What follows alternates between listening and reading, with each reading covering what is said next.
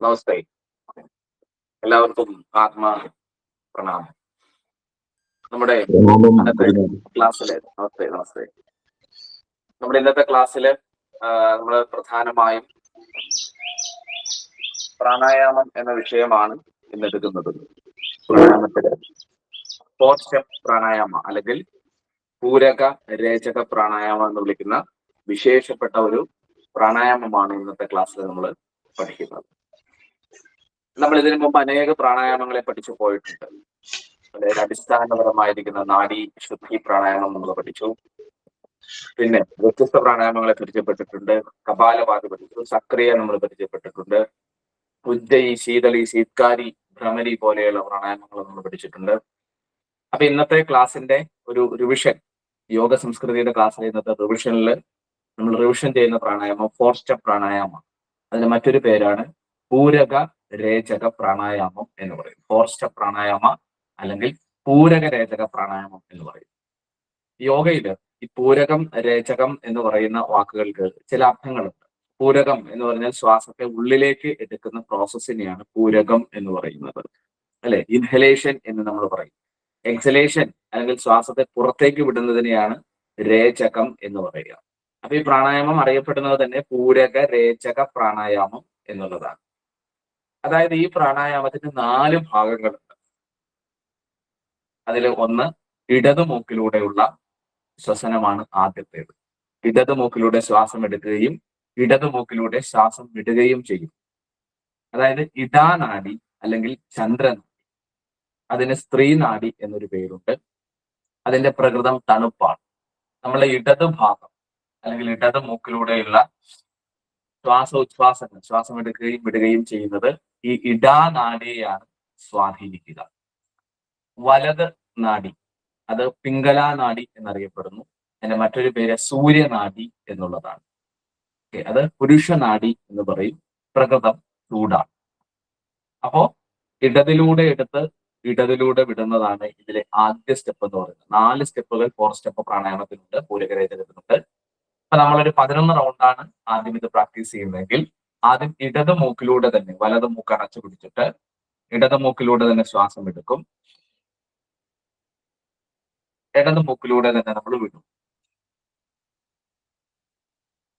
ഒരു റൗണ്ടായി. വീണ്ടും ഇടതിലൂടെ എടുക്കും, ഇടതിലൂടെ വിടും.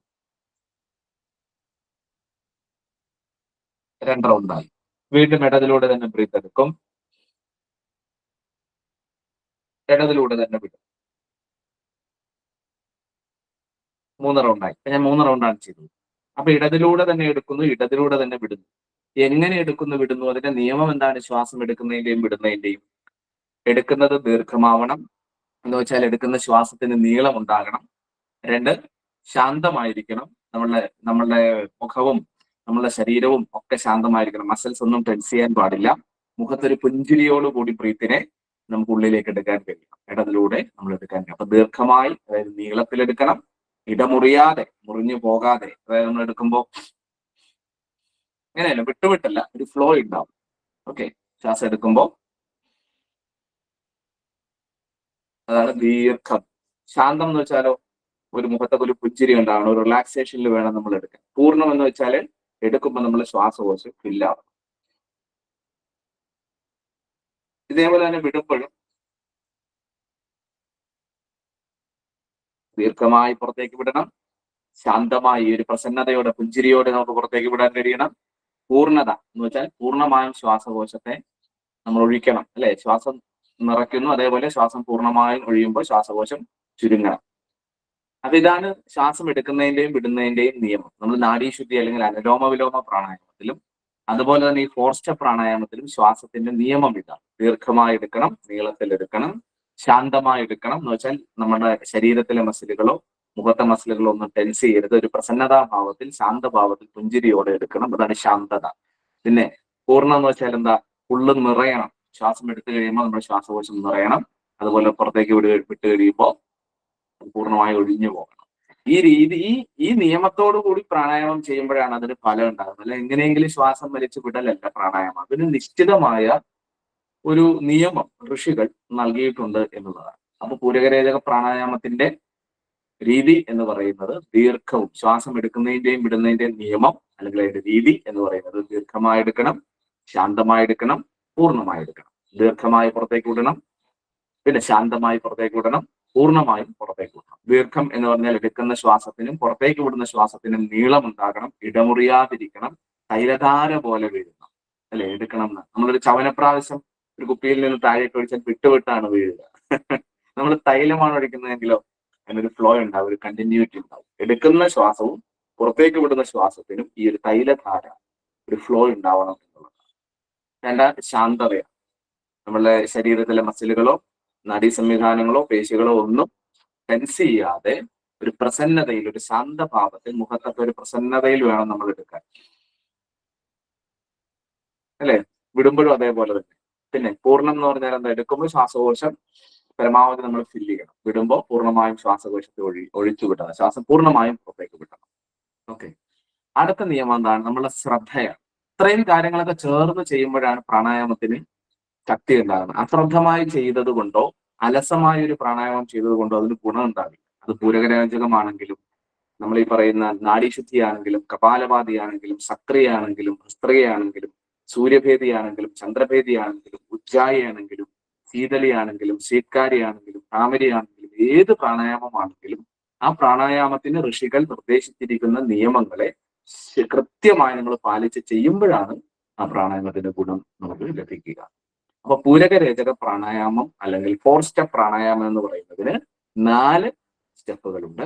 അതിൽ ഒന്നാം സ്റ്റെപ്പ് എന്ന് പറയുന്നത് വലത് മൂക്ക് വലത് കൈയിലെ തള്ളവിരൽ കൊണ്ട് അടച്ചു പിടിച്ചിട്ട് ഏത് മൂക്കിലൂടെ നമ്മൾ ബ്രീത്ത് എടുക്കും? ഇടതിലൂടെ ബ്രീത്ത് എടുക്കും. എടുത്ത മൂക്കിലൂടെ തന്നെ ശ്വാസത്തെ വിടും. ഒരു റൗണ്ടായി.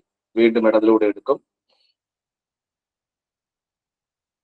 ഇടതിലൂടെ തന്നെ വിടും.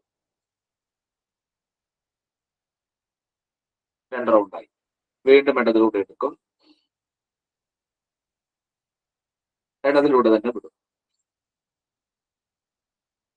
ശ്വാസത്തെ ഉള്ളിൽ ഹോൾഡ് ചെയ്യുന്നില്ല.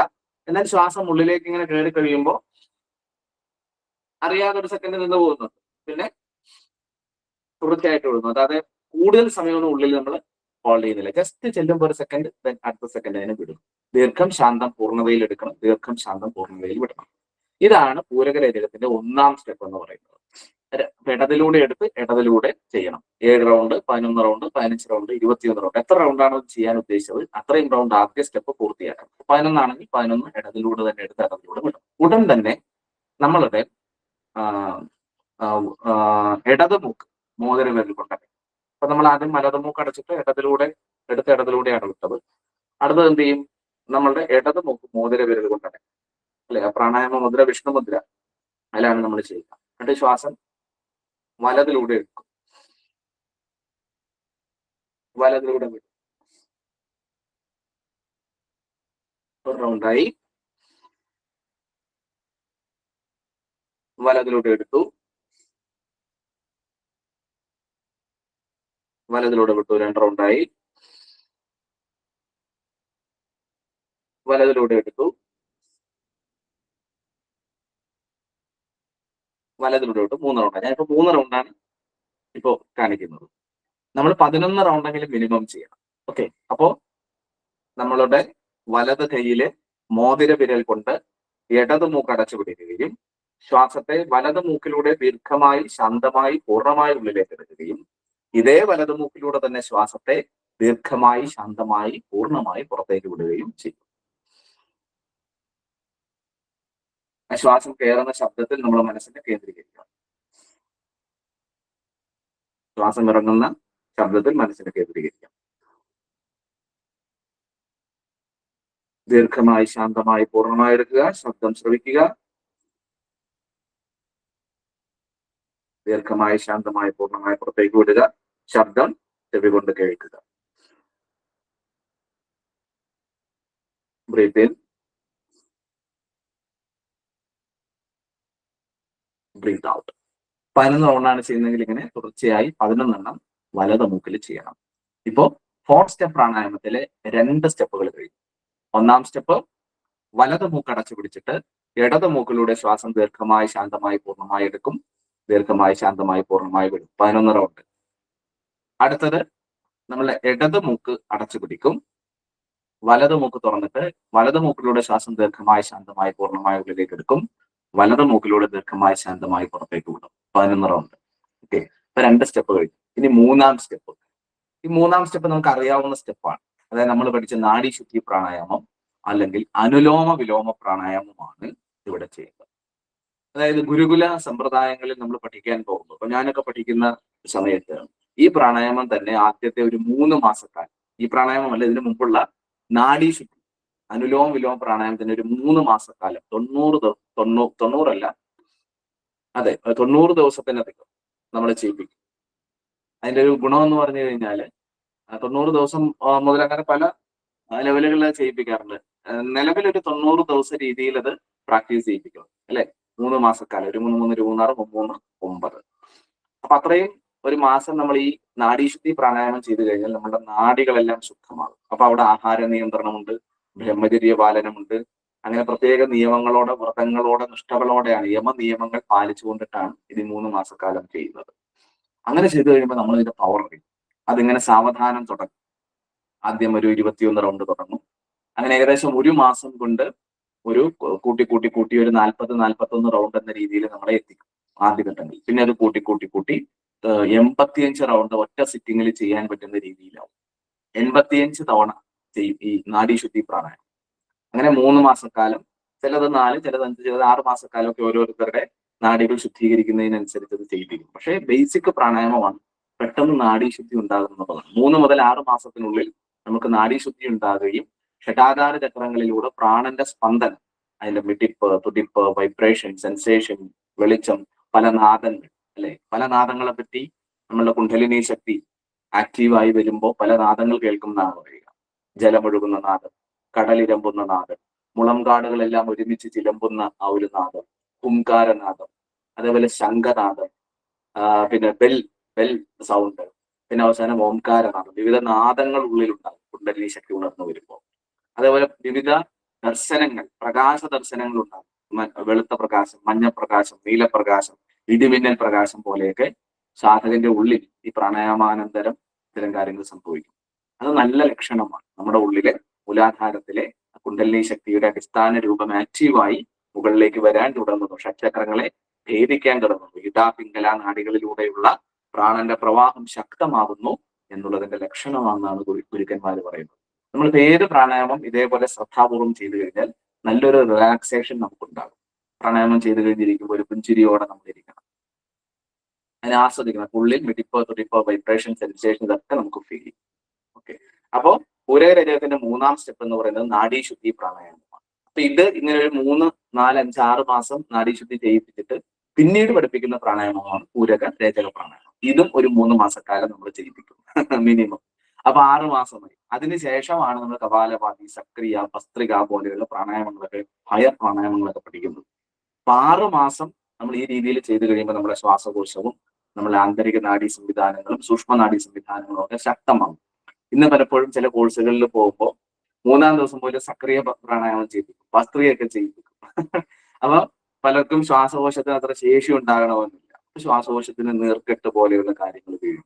വലിയ അല്ലെങ്കിൽ ടോപ്പ് ലെവലിലുള്ള ഈ സക്രിയ, ഭസ്ത്രിക പോലെയുള്ള ശക്തിയോടുകൂടി നമ്മൾ ചെയ്യുന്ന പ്രാണായാമങ്ങൾ ഒന്ന് നമ്മുടെ ശ്വാസകോശത്തിന്റെ കപ്പാസിറ്റി വന്നിട്ടേ ചെയ്യാവൂ.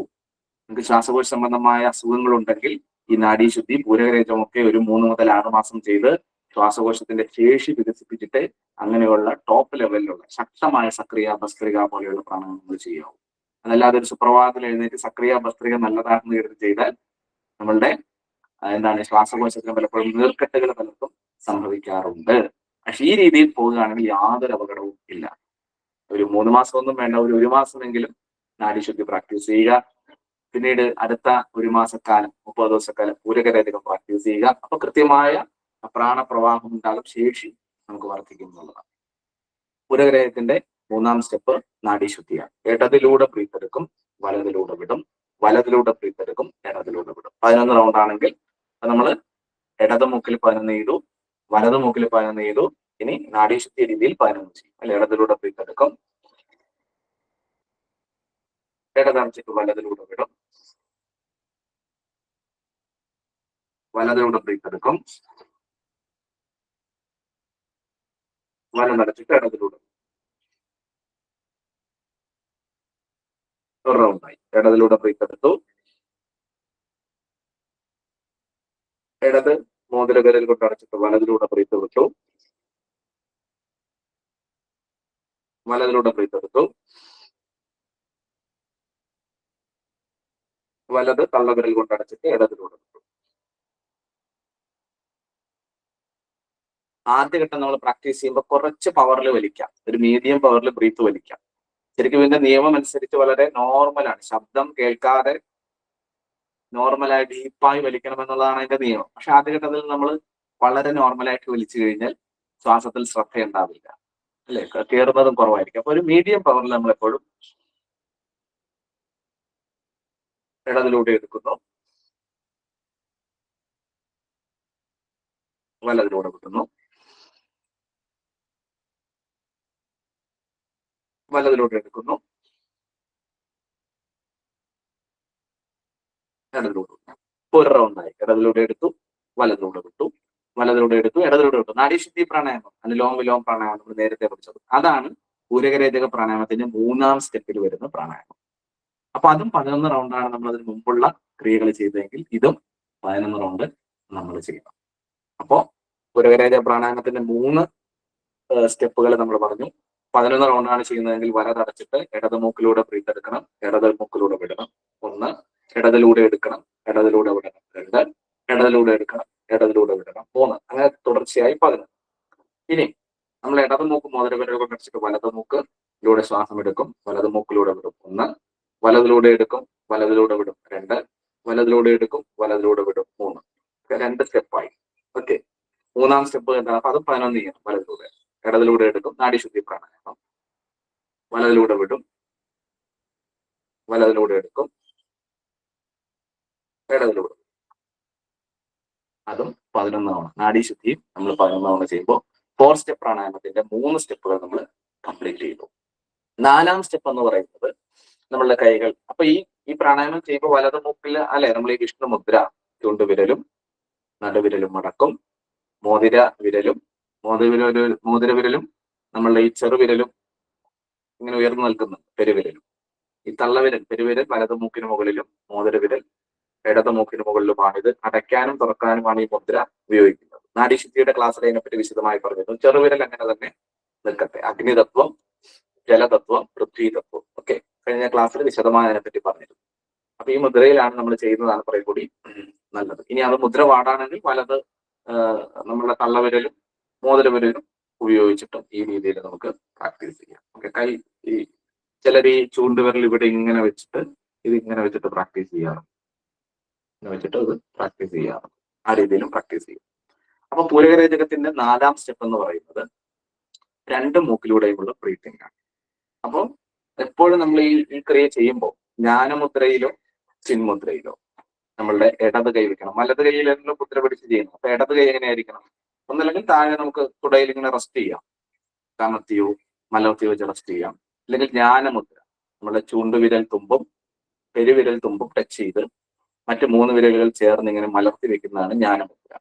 ഇത് കമഴ്ത്തി വെച്ചാൽ ഇത് ചിന്മുദ്രയായി. സ്വാമി വിവേകാനന്ദനും ചട്ടമ്പി സ്വാമികളും തമ്മിൽ കണ്ടപ്പോൾ അവര് ചർച്ച ചെയ്തത് ഈ ചിന്മുദ്രയെ പറ്റിയായിരുന്നു എന്നാണ് നമ്മൾ കേട്ടിട്ടുള്ളത്, അല്ലെ? വളരെ നമ്മളുടെ നാഡീ സംവിധാനങ്ങളെ ഉത്തേജിപ്പിക്കുന്ന, ശരീരത്തിൽ പ്രാണസന്തുലനം ഉണ്ടാക്കുന്ന, ഏകാഗ്രതാശക്തി വർദ്ധിപ്പിക്കുന്ന മുദ്രയാണ് ജ്ഞാനമുദ്രയും ചിന്മുദ്രയും. ദക്ഷിണാമൂർത്തി പിടിച്ചിരിക്കുന്ന മുദ്രയാണ് ജ്ഞാനമുദ്ര. ശബരിമല ശ്രീ ധർമ്മശാസ്ത്ര പിടിച്ചിരിക്കുന്ന മുദ്രയാണ് ചിന്മുദ്ര എന്ന് പറയും. ഓക്കെ, അപ്പൊ നമ്മൾ ഈ വലത് കൈ ഇങ്ങനെ വെച്ച് ചെയ്യുമ്പോൾ ഇടത് കൈ ജ്ഞാനമുദ്രയിലോ ചിന്മുദ്രയിലോ വെച്ചിട്ട് നമുക്ക് പ്രാക്ടീസ് ചെയ്യുന്നത് ഉത്തമമാണ്. അപ്പൊ അടുത്തത് പൂരകരേചകത്തിന്റെ 4ാം സ്റ്റെപ്പിൽ 2 കൈകളും ജ്ഞാനമുദ്രയിലോ ചിന്മുദ്രയിലോ മടിയിൽ വെക്കുക. 2 മൂക്കിലൂടെയും ബ്രീത്ത് എടുക്കും, 2 മൂക്കിലൂടെയും വിടും, വീണ്ടും 2 മൂക്കിലൂടെയും എടുക്കും, 2 മൂക്കിലൂടെയും വിടും, വീണ്ടും 2 മൂക്കിലൂടെയും ബ്രീത്ത് എടുക്കും, 2 മൂക്കിലൂടെയും വിടും. 3 റൗണ്ട് ഞാൻ ചെയ്തു. അങ്ങനെ 11 റൗണ്ട് നമ്മളിത് നോർമൽ പ്രാക്ടീസ് ചെയ്യണം. ഒരു പ്രസന്നതയിൽ ചെയ്യണം, പുഞ്ചിരിയോടെ ചെയ്യണം. രണ്ട് മൂക്കിലൂടെയും ശ്വാസം എടുക്കുമ്പോൾ ദീർഘമായി എടുക്കണം, ഉള്ളു നിറഞ്ഞെടുക്കണം, ശ്വാസകോശം വികസിക്കണം അല്ലെ. ശാന്തമായി ദീർഘമായി ശാന്തമായി ഉള്ളു നിറച്ച് പൂർണ്ണമായി എടുക്കണം. വിടുമ്പോൾ ദീർഘമായി പുറത്തേക്ക് വിടണം, ശാന്തമായി പുറത്തേക്ക് വിടണം. നമ്മൾ ശ്വാസകോശം പൂർണ്ണമായി ഒഴിഞ്ഞ രീതി. ശ്രദ്ധ എവിടെയായിരിക്കണം? ശ്വാസം മൂക്കിലേക്ക് കയറുന്ന ശബ്ദത്തെ ചെവി കൊണ്ട് ശ്രവിക്കണം. പുറത്തേക്ക് പോകുന്ന ശബ്ദത്തെ ചെവി കൊണ്ട് ശ്രവിച്ചാൽ നമ്മുടെ മനസ്സിന്റെ ഏകാഗ്രത നമുക്ക് നിലനിർത്താൻ കഴിയും. നട്ടല് നിവർത്തിയാണ്ടിരിക്കേണ്ടത്, കണ്ണടച്ചാണ്ടിരിക്കേണ്ടത്, റിലാക്സ് ചെയ്ത് വേണം നമ്മൾ ഇത് ചെയ്യാൻ. ഇതാണ് 4 സ്റ്റെപ്പ് പ്രാണായാമത്തിന്റെ 4 സ്റ്റെപ്പുകൾ. അപ്പോൾ ഒന്നാം സ്റ്റെപ്പ് എന്ന് പറയുന്നത്, ഉദാഹരണത്തിന് ഞാനൊരു 3 റൗണ്ട് വീതം ഇതൊന്ന് ചെയ്ത് കാണിക്കുകയാണ്. നിങ്ങൾ വീട്ടിൽ പ്രാക്ടീസ് ചെയ്യുമ്പോൾ 11 മുതൽ 15 റൗണ്ട് വരെ ആദ്യ ആഴ്ചകളിൽ ചെയ്യാം. പിന്നീട് അത് കൂട്ടി 21 ആക്കാം സെക്കൻഡ് ആഴ്ചയിലേക്ക് പോകുമ്പോൾ. തേർഡ് ആഴ്ചയിലേക്ക് വരുമ്പോൾ ഒരു 25-30 റേഞ്ചിൽ ചെയ്യാം. ഒരു മാസം കഴിയുമ്പോഴത്തേക്കും ഒരു 41 ചെയ്ത് കഴിഞ്ഞാൽ ഇതിന്റെ പവർ നമുക്കറിയാൻ പറ്റും. അപ്പൊ നമ്മൾ വ്യത്യസ്ത ക്രിയകൾ ചെയ്യുന്നതാണ്. ഇപ്പൊ തന്ത്ര പ്രാക്ടീസ് ചെയ്യുന്നവർ ഇതിലുണ്ട്, യോഗ പഠിക്കുന്നവരുണ്ട്, ശിവകുണ്ഡലിനി ക്രിയ പഠിക്കുന്നവരുണ്ട്. ആ ശിവകുണ്ഡലിനി പ്രാണായാമങ്ങളാണ് ഇതിന്റെ ഏറ്റവും ടോപ്പ്.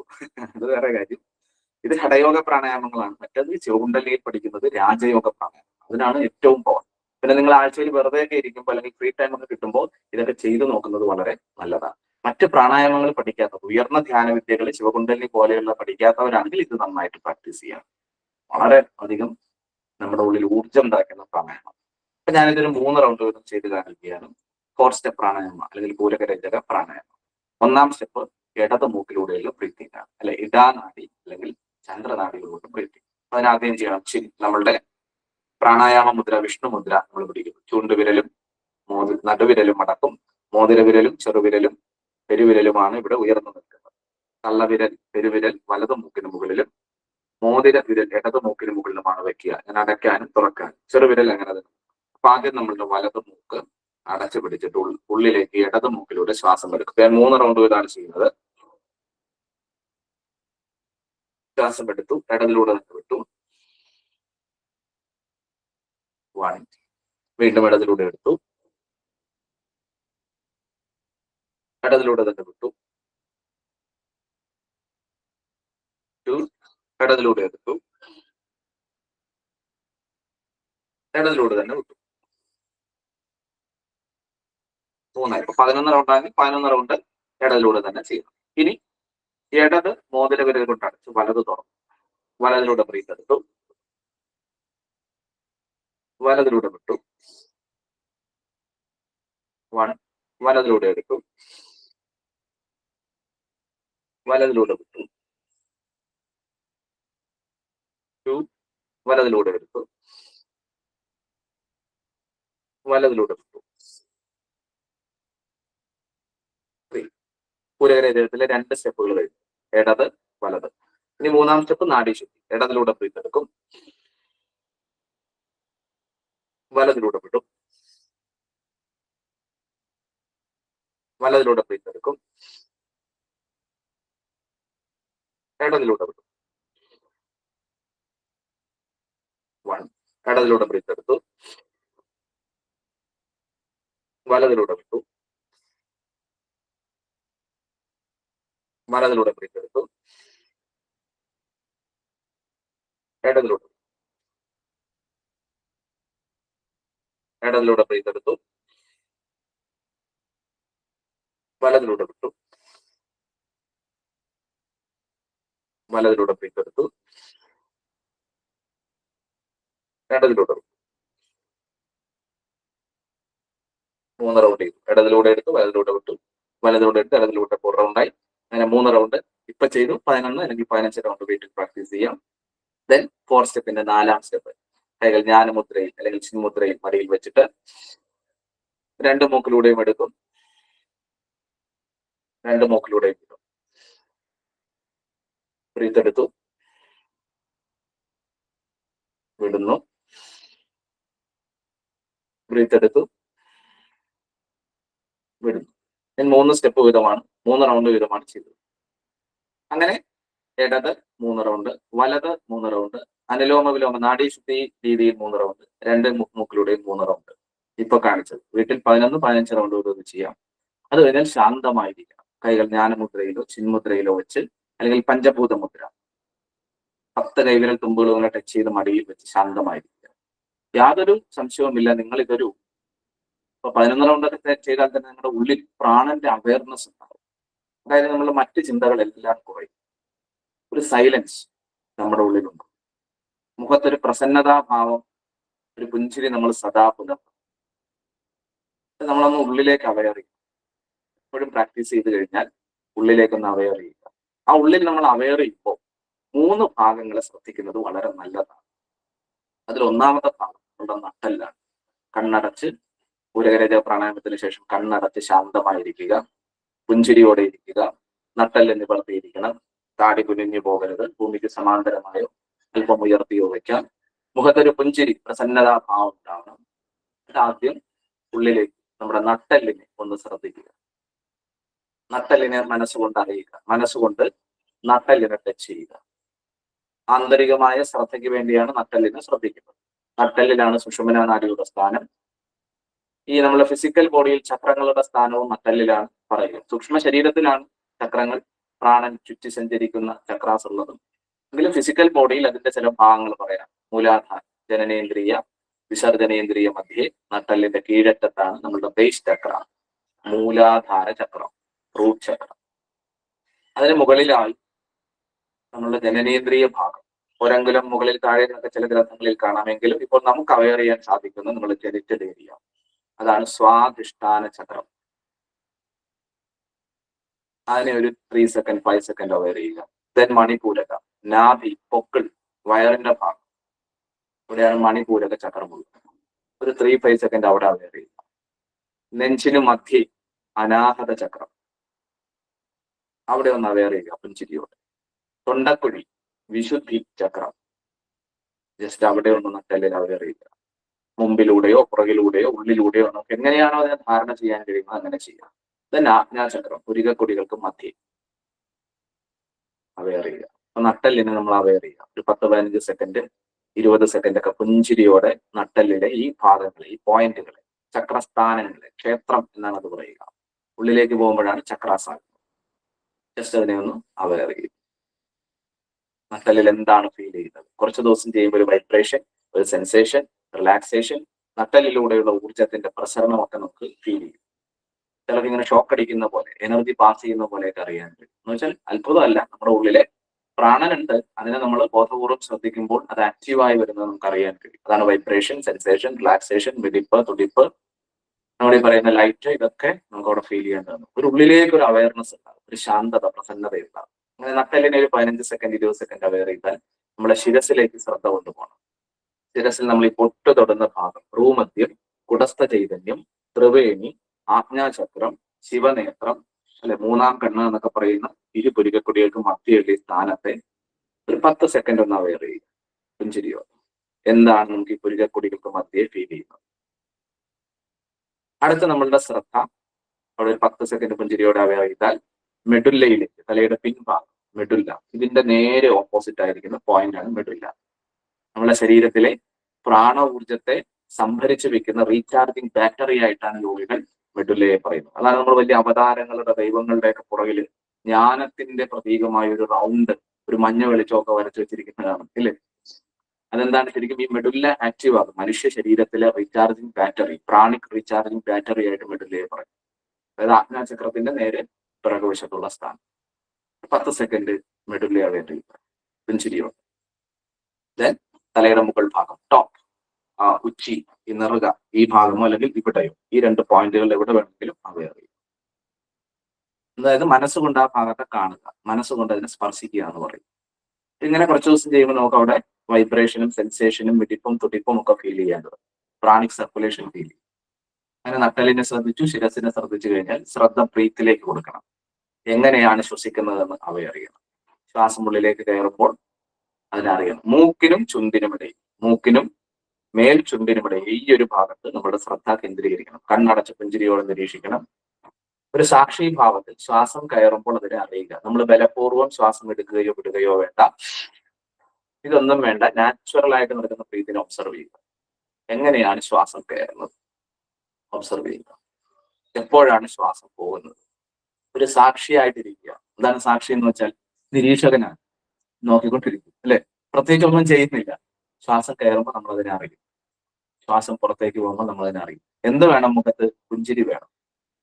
പുഞ്ചിരിയോടുകൂടി ശ്വാസത്തറിയും. ചിലപ്പോൾ ശ്വാസം ഫാസ്റ്റ് ആയിരിക്കും, നോർമൽ ആയിരിക്കും, അകത്തേക്ക് വരുമ്പോൾ നിന്ന് പോകും, പുറത്ത് പോകുമ്പോൾ നിന്ന് പോകും, തനിയെ ഹോൾഡ് ആകും. അതൊന്നും ശ്രദ്ധിക്കണ്ട. Just observe. എങ്ങനെയാണ് ഞാൻ ശ്വസിക്കുന്നത്? എങ്ങനെയാണ് എൻ്റെ ഉള്ളിൽ ഉച്ഛ്വാസ പ്രക്രിയ നടക്കുന്നത്? ശ്വാസത്തിന്റെ കാവലാണ്, ശ്വാസത്തിന്റെ സാക്ഷിയാകുക, അല്ലെ ശ്വാസത്തിന്റെ നിരീക്ഷകനാകുക. സ്വാഭാവികമായി ക്രമാനുഗതമായി പ്രകൃതിയാൽ നടക്കുന്ന നമ്മളുടെ നാച്ചുറൽ ബ്രീത്തിങ്ങിനെ അറിയലാണ്. ഇപ്പോഴും ബ്രീത്തിങ് ഉണ്ട്, പക്ഷെ നമ്മൾ അറിയുന്നില്ല. നമ്മളുടെ മനസ്സോടെ കൊടുത്തിട്ടില്ല, നമ്മളുടെ ബോധം അവിടെ കൊടുത്തിട്ടില്ല. ഇവിടെ മനസ്സിനെ, ബോധത്തെ നമ്മൾ കൊടുക്കുകയാണ്. എങ്ങനെയാണ് ഞാൻ ശ്വസിക്കുന്നത്? ബ്രീത്തിനെ പുഞ്ചിരിയോടെ അറിയുന്നു, ബ്രീത്തിനെ പുഞ്ചിരിയോടെ അറിയും. അകത്തേക്കുള്ള ബ്രീത്തിനെ അറിയുക, പുറത്തേക്കുള്ള ബ്രീത്തിനെ അറിയുക. നമ്മൾ അറിയാതെ ഒരു ബ്രീത്തും അകത്തേക്ക് കയറരുത്, നമ്മൾ അറിയാതെ ഒരു ബ്രീത്തും പുറത്തേക്ക് പോകരുത്. അതാണ് നമ്മൾ അറിഞ്ഞു വേണം ഇത് ചെയ്യാൻ. അങ്ങനെ കുറച്ച് സമയം, 1/2 മിനിറ്റ്, 1 മിനിറ്റ്, 2 മിനിറ്റ് ഒക്കെ കൂടുതൽ സമയം ബ്രീത്തിനെ നിരീക്ഷിക്കാം. ബ്രീത്ത് ശാന്തമാണോ നമ്മുടെ മനസ്സ് ശാന്തമാകും.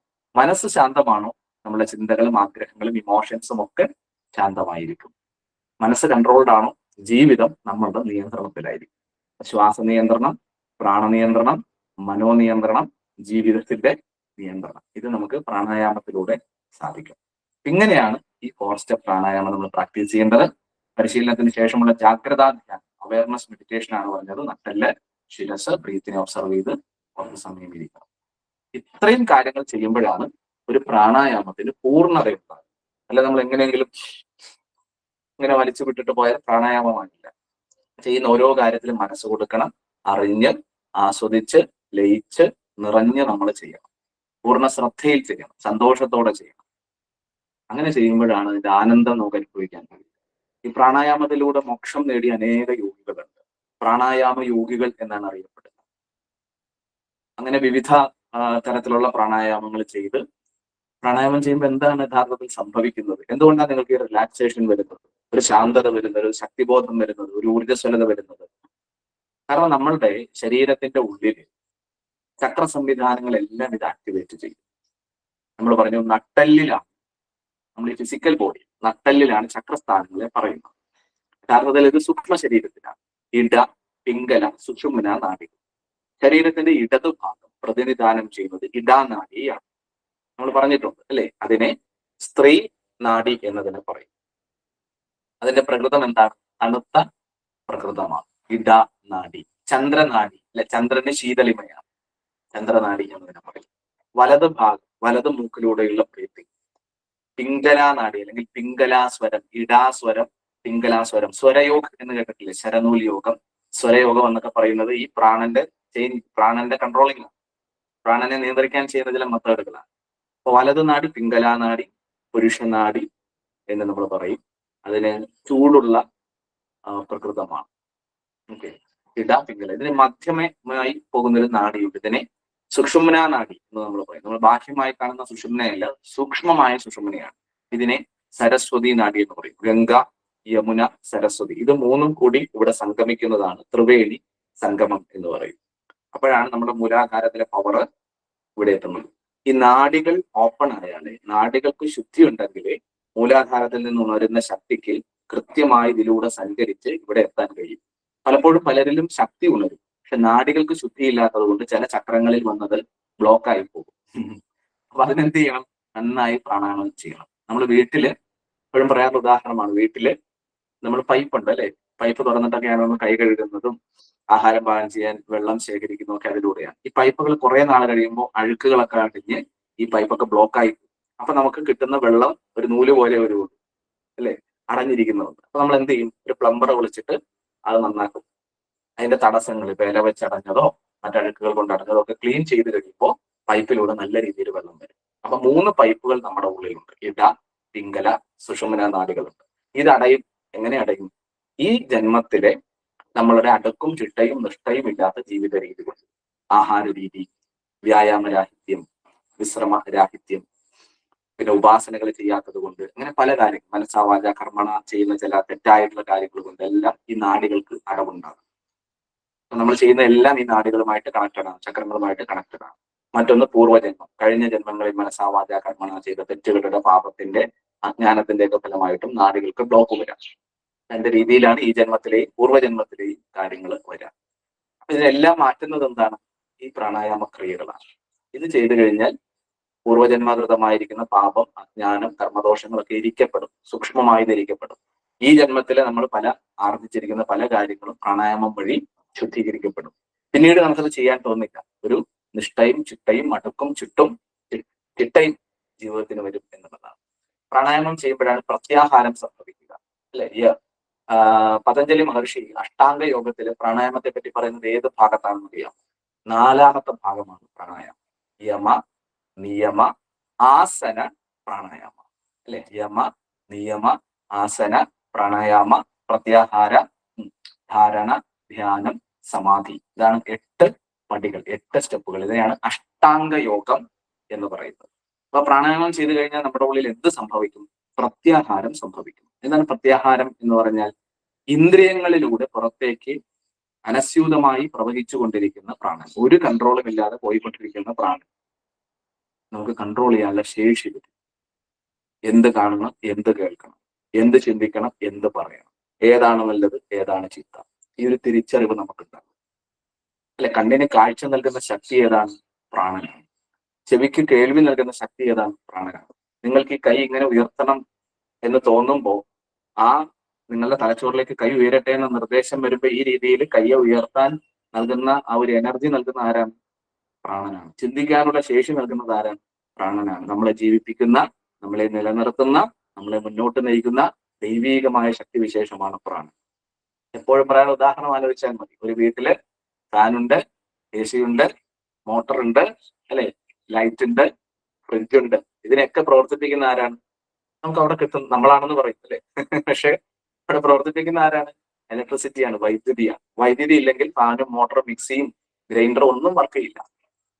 നമ്മുടെ ഉള്ളിൽ പ്രാണൻ നിരന്തരം പ്രവർത്തിക്കുന്നത് കൊണ്ട് നമ്മൾ ജീവിക്കുന്നു. എന്നാണോ ഈ വൈദ്യുതി പോകുന്നത്, പ്രാണൻ നമ്മളിൽ നിന്ന് പോകുന്നത്, അപ്പൊ ഈ ശരീരത്തിന് മരണം സംഭവിക്കുമെന്നാണ്. അപ്പൊ ഈ ക്രിയകൾ ചെയ്താൽ പ്രാണന്റെ വർധനവ് ശരീരത്തിലുണ്ടാകും, പ്രത്യാഹാരം സംഭവിക്കും, ഇന്ദ്രിയങ്ങളെ നിയന്ത്രിക്കാനുള്ള കഴിവുണ്ടാകും. കണ്ണിനെ, ചെവിയെ, മൂക്കിനെ, നാക്കിനെയൊക്കെ നമുക്ക് ഇന്ദ്രിയങ്ങളിലൂടെയാണ് നമുക്ക് വാസനകൾ രൂപപ്പെടുന്നത്, അല്ലെ? കാണണം കാണണം കാണണം എന്നുള്ള കണ്ണിന്റെ ത്വര അതൊരു വാസനയായി നമുക്കൊരു മാറുന്നു. കേൾക്കണം കേൾക്കണം നല്ലതാണ്, നല്ല കാര്യങ്ങൾ കാണുന്നതും നല്ല കാര്യങ്ങൾ കേൾക്കുന്നതും നല്ലതാണ്. പക്ഷെ നെഗറ്റീവ് ആണെങ്കിൽ നമ്മളെ നെഗറ്റീവായി സ്വാധീനിക്കും. എന്താണോ മനസ്സിലേക്ക് ഇന്ദ്രിയങ്ങളിലൂടെ കണ്ണ് കാഴ്ചയെ നൽകുന്നു, ചെവി കേൾവിയെ നൽകുന്നു, മൂക്ക് ഗന്ധത്തെ നൽകുന്നു, നാവ് രുചിയെ നൽകുന്നു, നമ്മുടെ ത്വക്ക് സ്പർശനത്തെ നൽകുന്നു. ഇതിലൂടെയാണ് നമ്മൾ ആഹരിക്കുന്നത്, അല്ലെ? സ്വീകരിക്കുന്നത്. വായിലൂടെ ഉരുട്ടി വിഴുങ്ങുന്നത് മാത്രമല്ല ആഹാരം എന്ന് പറയുന്നത്. കണ്ണുവഴി കാണുന്നതും ചെവി വഴി കേൾക്കുന്നതും ത്വക്കിലൂടെ സ്പർശിക്കുന്നതും രുചിക്കുന്നതും എല്ലാം ആഹാരമാണ്. അറിവുകളെല്ലാം ആഹാരമാണെന്നാണ് നമ്മൾ പറയുന്നത്. ഈ 5 ഇന്ദ്രിയങ്ങളിലൂടെയാണ് അറിവുണ്ടാകുന്നത്. അപ്പൊ നമുക്ക് ഉള്ളിലേക്ക് കൊടുക്കുന്ന ഡാറ്റ പോസിറ്റീവ് ഡാറ്റ ആണെങ്കിൽ മൈൻഡ് പോസിറ്റീവായിട്ട് വരും. ഉള്ളിലേക്ക് ഇന്ദ്രിയങ്ങളിലൂടെ കിട്ടുന്നത് നെഗറ്റീവ് ഡാറ്റ ആണെങ്കിൽ മനസ്സ് നെഗറ്റീവ് ആയിരിക്കും. അതാണ് എന്റെ പറഞ്ഞത്. അപ്പൊ കൊടുക്കുന്ന ഡാറ്റാസ് എന്താണോ ഇൻപുട്ടായി മനസ്സിലേക്ക് കിട്ടുന്നത് ഇന്ദ്രിയങ്ങളിലൂടെ, അതാണ് ഔട്ട്പുട്ടായിട്ട് നമ്മുടെ പുറത്തേക്ക് വരുന്നത്. ആ ഇന്ദ്രിയങ്ങളിലൂടെ സ്വീകരിച്ച് മനസ്സിലെത്തുന്ന കാര്യങ്ങളെ വിചിന്തനം ചെയ്യുന്നയാളാണ് ബുദ്ധി. ഏതാണ് ശരി, ഏതാണ് തെറ്റ്, ഏതാണ് നന്മ, ഏതാണ് തിന്മ, ഏതാണ് ഗുണം, ഏതാണ് ദോഷം. ഈ മനസ്സ് ഇമോഷണലി ആണ് വർക്ക് ചെയ്യുന്നത്, നമ്മുടെ മൈൻഡ്. പക്ഷെ നമ്മുടെ ബ്രെയിനാണ് ഇന്റലക്ച്വലി അതിനെ തരംതിരിക്കുന്നത്. ഏത് ശരി, ഏത് തെറ്റ്, ഏത് വേണം, ഏതിനെ തള്ളണം, ഏതിനെ കൊള്ളണം എന്നൊക്കെ പറഞ്ഞു തരുന്നത് ബുദ്ധിയാണ്, അല്ലെ? നമ്മുടെ മനസ്സ് ബുദ്ധി എന്നൊക്കെ പറയുന്നില്ലേ, അതാണ്. അപ്പൊ നമ്മൾ എപ്പോഴും കാണുന്നതും മനസ്സാ വാച കർമ്മണ, ഇങ്ങനെയാണ് കർമ്മം രൂപപ്പെടുന്നത്. മനസ്സുകൊണ്ട് ചിന്തിക്കുന്ന കാര്യങ്ങൾ വാക്കുകളിലൂടെ, വായിലൂടെ, അല്ലെ, ശബ്ദമായിട്ട് നമ്മൾ പുറത്തേക്ക് വിടുന്നു, പറയുന്നു. മനസ്സാ വാച കർമ്മണ, കർമ്മേന്ദ്രിയങ്ങൾ, കൈകളും കാലുകളും ഒക്കെ ഉപയോഗിച്ച് നമ്മൾ പ്രവർത്തനങ്ങൾ ചെയ്യുന്നു. ഇങ്ങനെയാണ് ഈ ജന്മത്തിലും കഴിഞ്ഞുപോയ എല്ലാ ജന്മങ്ങളിലും നമുക്ക് കർമ്മം രൂപപ്പെട്ടു. അപ്പൊ മനസ്സാ വാച കർമ്മണ ചെയ്യുന്ന കാര്യങ്ങളെ നല്ലതാക്കിയാൽ, നല്ലത് ചിന്തിക്കുവാനും നല്ലത് പറയുവാനും നല്ല പ്രവർത്തനങ്ങൾ ചെയ്യുവാനും നമുക്ക് കഴിഞ്ഞാൽ നമ്മുടെ കർമ്മം ശുദ്ധീകരിക്കപ്പെടും, നല്ല കർമ്മങ്ങളായിട്ട് മാറുമെന്നുള്ളതാണ്. ഇതിന്റെ എല്ലാ അടിസ്ഥാനം എന്താണ്? മനസ്സാണ്. മനസ്സിന്റെ നിയന്ത്രണമാണ്, മനസ്സിനെ ഊർജ്ജവൽക്കരിക്കുന്നതാണ്, മനസ്സിനെ ശാക്തീകരിക്കുന്നതാണ്. മനസ്സിനെ ഊർജ്ജവൽക്കരിക്കാനും മനസ്സിനെ ശാക്തീകരിക്കാനും മനസ്സിന്റെ നിയന്ത്രണത്തിനും പ്രാണായാമം വളരെയധികം നമ്മളെ സഹായിക്കും. അതാണ് പ്രാണായാമം ചെയ്തു കഴിഞ്ഞാൽ ഇന്ദ്രിയങ്ങളിലൂടെ ഒഴുകുന്ന അനാവശ്യമായി പുറത്തേക്ക് പോകുന്ന പ്രാണനെ ഉൾവലിക്കാൻ. ആമ ഒരു ശത്രുവിനെ കാണുമ്പോൾ അതിന്റെ എല്ലാ കാര്യങ്ങളും കൈയും കാലും തലയൊക്കെ ഉള്ളിലേക്ക് വലിച്ച് പുറന്തോടിൽ സേഫ് ആയിട്ടിരിക്കില്ലേ എന്നതുപോലെ യോഗി ഇന്ദ്രിയങ്ങളിലൂടെ ഒഴുകുന്ന പ്രാണനെ ഇന്ദ്രിയങ്ങളെ സംയമനം ചെയ്യും. സംയമനം ചെയ്യാന്ന് വെച്ചാൽ അതിനെ നിയന്ത്രിക്കും, ഉള്ളിലേക്ക് വലിക്കും. അതിന് ഈ പ്രാണായാമം സഹായിക്കും. നിരന്തരം പ്രാണായാമം ചെയ്തു കഴിഞ്ഞാൽ നമ്മുടെ ഉള്ളിൽ ഇന്ദ്രിയങ്ങളെ നിയന്ത്രിക്കാനുള്ള അതിന്റെ ഇന്ദ്രിയങ്ങളുടെ ഏറ്റവും പ്രധാന ഭാഗമായ മനസ്സിനെ, ഇന്ദ്രിയങ്ങളിലൂടെ സ്വീകരിക്കുന്ന ഡേറ്റാസ് എവിടെയാണ് സ്റ്റോർ ചെയ്യുക? മനസ്സിലാണ്. അപ്പൊ ആ മനസ്സിനെ കൺട്രോൾ ചെയ്യാൻ നമുക്ക് ശേഷിയുണ്ട്. നമ്മളുടെ ബുദ്ധി ശരിയായി തെളിയും. ഏത് വേണം ഏത് വേണ്ട അത് ശരിയായി പറയും. അങ്ങനെ പ്രത്യാഹാരം സംഭവിക്കും. മനോനിയന്ത്രണം ഉണ്ടാകും, ഇന്ദ്രിയ നിയന്ത്രണം ഉണ്ടാകും. യമനിയമാസന പ്രാണായാമ പ്രത്യാഹാരം സംഭവിച്ചാൽ ധാരണ ഉണ്ടാകും. ഒന്നിലേക്ക് കോൺസെൻട്രേറ്റ് ചെയ്യാനുള്ള നമ്മളുടെ കഴിവ് വർദ്ധിച്ചു വരും. പിന്നീട് നമുക്ക് ലയനം ഉണ്ടാകും, ധ്യാനം സംഭവിക്കും. പിന്നീട് നമ്മൾ സമാധി എന്ന അവസ്ഥയിലേക്ക് പോകും. സമാധി എന്ന് വെച്ചാൽ അത് മരിച്ചു എന്നാണ്, അല്ല, സമമായ ധീ. ധീ എന്ന് വെച്ചാൽ ബുദ്ധി എന്ന് പറയും. സമ്യക്കായിരിക്കുന്ന ബുദ്ധി, സമമായ ബുദ്ധി, അതായത് ഒരു ഇൻറ്റ്യൂഷന്റെ അല്ലെങ്കിൽ ഒരു മനീഷയുടെ ലെവൽ, ഈശ്വരീയമായ ബുദ്ധി, ഈശ്വരൻ്റെതായ ഒരു ബോധതലം, ഡിവൈൻ ആയിട്ടുള്ളൊരു ബോധതലം നമ്മുടെ ഉള്ളിൽ രൂപപ്പെടും. ഈ രീതിയിലാണ് മഹർഷി പതഞ്ജലി ഇതിനെ ചിട്ടപ്പെടുത്തിയത്. എത്ര സയന്റിഫിക് ആണെന്ന് നോക്കൂ. യമം, നിയമം, ആസനം, പ്രാണായാമം, പ്രത്യാഹാരം, ധാരണ, ധ്യാനം, സമാധി, അഷ്ടാംഗയോഗം നമ്മുടെ ഉള്ളിൽ സംഭവിക്കും. ഇതിനൊക്കെ സഹായിക്കുന്നതാണ് എല്ലാ പ്രാണായാമങ്ങളും. എല്ലാ പ്രാണായാമങ്ങൾക്കും അതിൻ്റെതായിട്ടുള്ള പ്രസക്തിയുണ്ട്. പിന്നെ ഓരോ പ്രാണായാമങ്ങൾ ചെയ്യുന്നതും ഓരോരുത്തരും ശ്രദ്ധിക്കണം. നമ്മളുടെ നേരത്തെ പറയുന്ന പോലെ നമ്മളുടെ ശാരീരിക സ്ഥിതി, പ്രായം, രോഗാവസ്ഥ ഒക്കെ പരിഗണിച്ച് വേണം യോഗയിൽ ഏത് പരിശീലനവും ചെയ്യാൻ എന്നുള്ളത് പോലെ പ്രാണായാമത്തിനും ഈ നിയമം ബാധകമാണ്. എന്നാൽ നാഡീശുദ്ധി പ്രാണായാമമോ പൂരകരേചക പ്രാണായാമമോ ആർക്കും പരിശീലിക്കാം. എന്ത് പ്രശ്നമുള്ളവർക്കും പരിശീലിക്കാം. ഇപ്പൊ ശ്വാസകോശത്തിന് കംപ്ലൈന്റ് ഉള്ള ഒരാൾ, നമ്മൾ അയാളെ കപാലഭാതി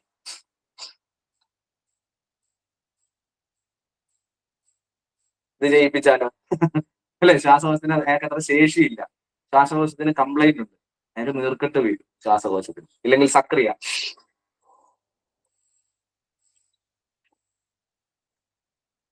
ഈ ഒരു പവറായിട്ടുള്ള പ്രാണായാമം ചെയ്യിപ്പിച്ചാലോ? അതും പ്രശ്നമാണ്. ഇനി ഇതിന്റെ ടോപ്പ് ഉണ്ട് ഭസ്ത്രിക.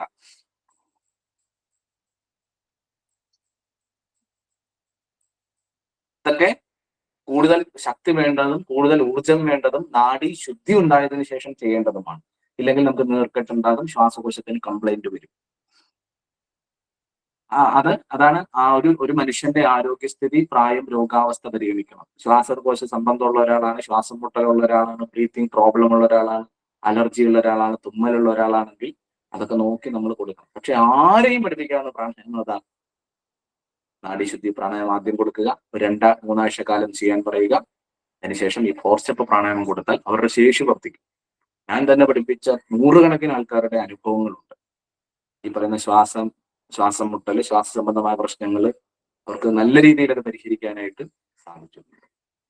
അപ്പൊ നമ്മളൊരു പ്രാണായാമം പഠിക്കുമ്പോഴും മിനിമം ഒരു 30 ദിവസമെങ്കിലും അതേ പ്രാണായാമം തന്നെ നമ്മൾ അനുഷ്ഠിച്ചു പോയാൽ വളരെ നന്നായിരിക്കും.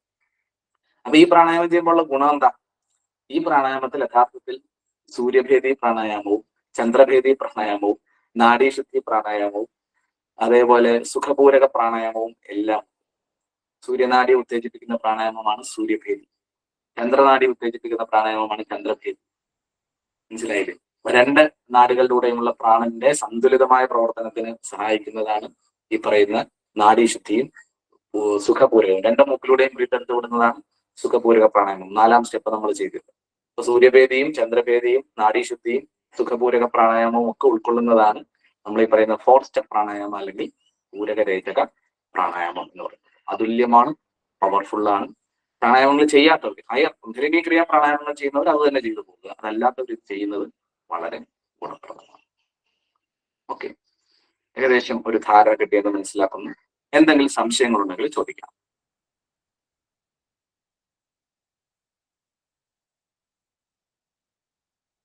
സംശയങ്ങളില്ല. അപ്പൊ നമ്മൾ ഇപ്പോ യോഗ സംസ്കൃതിയിൽ ഒരു ചെറിയ റിവിഷൻ ക്ലാസ് ആണ് നമ്മളിപ്പോ വെച്ചുകൊണ്ടിരിക്കുന്നത്. നമ്മൾ ജൂണോടുകൂടി കോഴ്സ് കംപ്ലീറ്റ് ചെയ്യും. ബാലൻസ് പഠിപ്പിക്കാനുള്ള കാര്യങ്ങളൊക്കെ നിങ്ങൾക്ക് ജൂൺ മാസത്തിൽ തന്നെ നമ്മൾ കാര്യങ്ങളുണ്ടാവും. ഓക്കെ, അപ്പൊ ഇതിന്റെ വീഡിയോ, വിശദമായിട്ടുള്ള വീഡിയോ ഗ്രൂപ്പിൽ അപ്ലോഡ് ചെയ്യും. ഈ ക്ലാസ് റെക്കോർഡ് ചെയ്തിട്ടുണ്ട്, അതുകൊണ്ട് തന്നെ ഇത് ഗ്രൂപ്പിൽ അപ്ലോഡ് ചെയ്യും. സന്തോഷം. മഹാദേവനും ഗുരുപരമ്പരകളും അനുഗ്രഹിക്കട്ടെ. എല്ലാ നന്മകളും ജീവിതത്തിൽ. നമസ്തേ. നമസ്കാരം. Thank you.